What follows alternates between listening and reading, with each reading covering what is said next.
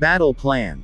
Daenerys Targaryen. Astaper. After many weeks, the streets of Astaper were finally in calm. Many masters started to cooperate with their new ruler, but some of the former slavers escaped to the other cities trying to find support to retake their fallen city and re-establish their old traditions. Dany was attending the petitioners like he used to do now, but her mind was thinking in just one thing: Yunkai, the next city she needed to take in order to get more gold and ships. Taking Yunkai was being a step closer to Westeros. She used Krasny's pyramid as her palace. It was made of the same red stones used in the city walls. In the audience room was big throne, but she didn't want to use that odd symbol of slavery to talk with former slaves or slavers. She was better than that, so she used an ebony bench as throne. The sun was setting when she attended the last petitioner, a former slaver that wanted to trade food and other things with the free city of Yermak, one of the few cities that didn't practice slavery in the disputed lands region. After that, she walked into the council's chamber. They were at war after all. There she found her mother and her loyal knights. Grey Worm and Missandei were there too. Westerosi, SOC, Nothi. It didn't matter. They were fighting for one thing in that moment: the end of the Slavers' Bay, and with that the end of slavery in the region, an act that would start revolutions in many other cities across the east. Sir Gerald, have you received information from the cities? She asked to the older of her knights. The White Bull looked older but stronger than ever.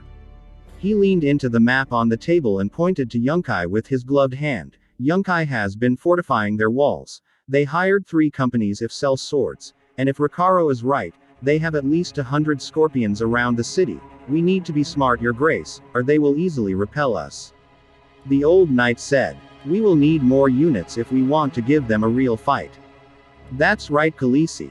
We have to take that city immediately. If we start a siege, we will be exposed. They have the support of many cities.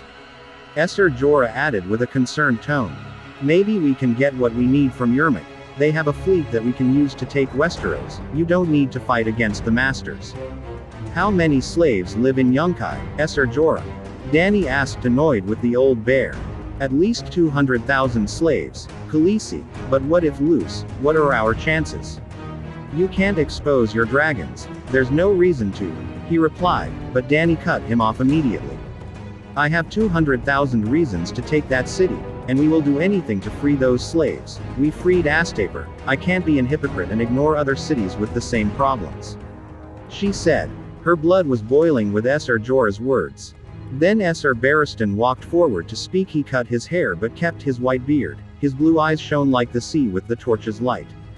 Your Grace, if we are going to fight with Giscari legions and sell swords, we will need more swords and horses. The masters are greedy, but they aren't smart. We can convince their companies to fight for you.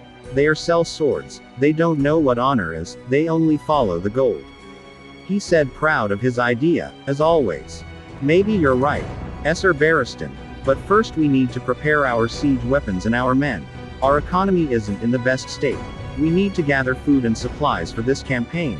Then we will march against them and we will try to convince the companies of joining us. Dany said, giving Ser Barristan a subtle nod that the night returned.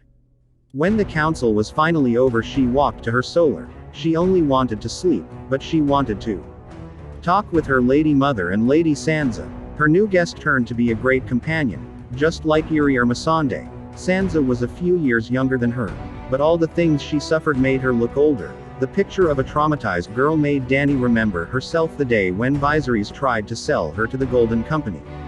Sansa was stitching with Irri and her mother when she walked in. They were singing songs from Westeros, songs that only made her think in that mysterious land that she never saw. Your Grace, I didn't know. Sansa stood immediately and made a reverence in front of her, but she just laughed with the picture before her eyes. You don't need to do that, Sansa. I need you to see me as your friend, not your queen. Dany said, smiling. Forgive me, your girl, Daenerys. It's just that I can't avoid to think about Queen Cersei and Joffrey. They never gave me the chance to be friendly with them. They only saw me like a connection with the North to please the Northern lords. Dany, the feeling very well. The feeling of being just a piece of meat to please men. She felt the pressure of acting like a lady in front of noble men and women. The memory of Viserys came immediately like a ghost. It made her feel sick, the way he treated her and her mother. I shall leave you so you can get some sleep, Sansa. You know that you can talk with the guards or Missandei if you need something. Dany said. She was growing fonder of Sansa with each passing day. She walked into her private room and found her sword on the bed. It wasn't a long sword or a Valyrian steel sword, like Dark Sister or Blackfire. It had the proper size to let her defend herself or her loved ones. It was Esser Oswell's idea. She needed to know how to fight.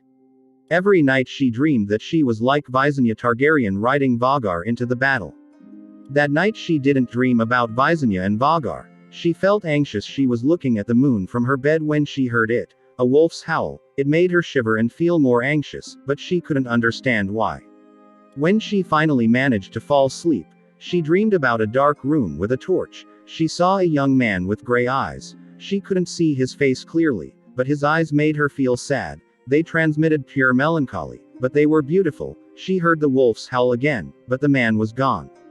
But her sleep got interrupted by a desperate scream, the scream of a woman. Dany got up immediately and went to the corridor where she found an Unsullied ready to face the enemy with his spear. But then both saw a second guard coming out from Sansa's room. He gave a nod and let Dany get into the room. She found Sansa crying and shaking like a little child.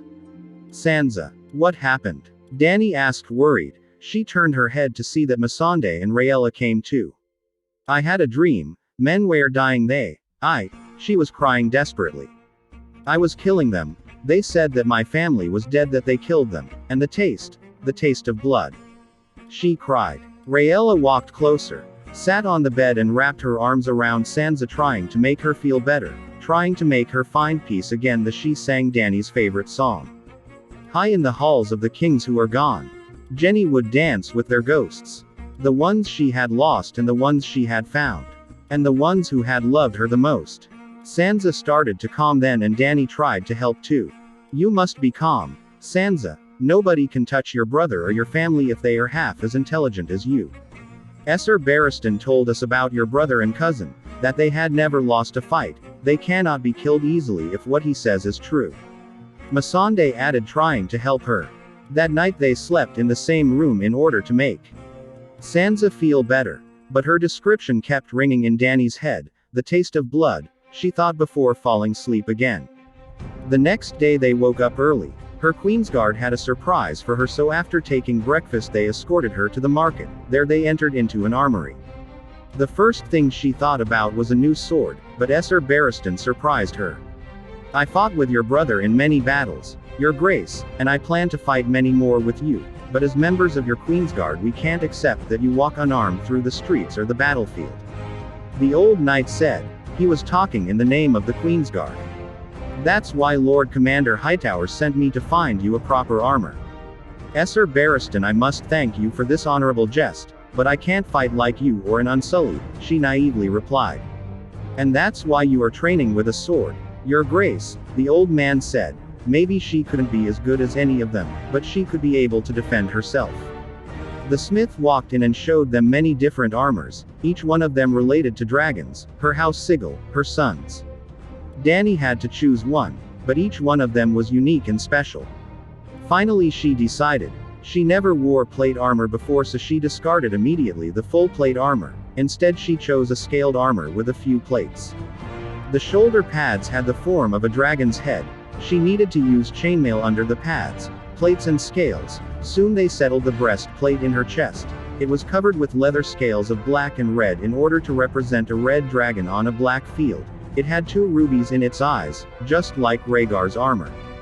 The vambraces followed the same line with a scaled design of black and red, just as the skirt made of boiled leather to protect her lower torso and thighs and a red gorget to cover her neck.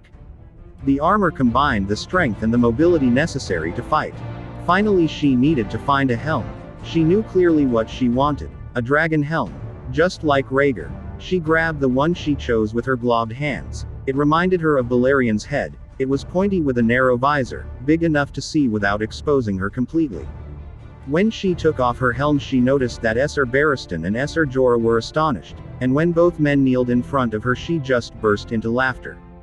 Your Grace, we both had the honor of watching the last dragon fight in the Trident, and now, Esser Jorah couldn't finish the sentence. And now you wear a Targaryen armor, after almost 15 years. Esser Barristan finished the sentence. Then, My lords, you must know that Rhaegar wasn't the last dragon. Now, you're watching the last dragon, but you must rise. Remember that we fight for freedom and justice, not for blind subjugation.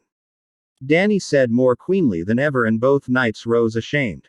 The last dragon. She thought. It wasn't the title she desired. She wanted to see the dragons rise again and stronger than ever. That Jon Snow they talked about was alive. Was he a dragon?